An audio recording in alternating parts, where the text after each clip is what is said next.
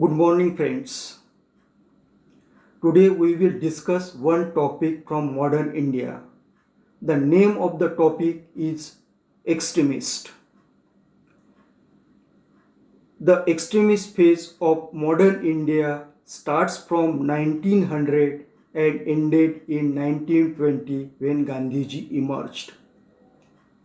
The most important leaders of this extremist phase were Bal Gangadhar Tilak, Lala Lajpat Rai, Aurobindo Ghosh, and so on. Extremists were the proponent of radical nationalism.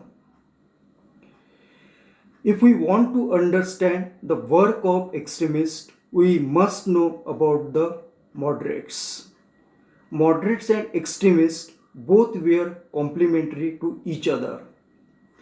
So we will try to distinguish between moderates and extremists.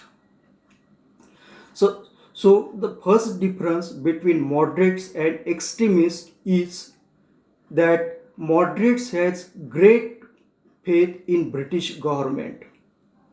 On the other hand, extremists hate the British government. The second difference is moderates engaged in constitutional agitations. The extremists resorted to violence also. The third point is moderates had no confidence in the masses. On the other hand, extremists had tremendous confidence in the masses. So that is the major difference between moderates and extremists. These extremists dominated the freedom struggle movement up to 1920, and then it was replaced by Gandhian era. Basically, moderates and extremists both were the different ideology, or we can say the method of working. When we understand the significance or contribution of extremists in freedom struggle movement, we can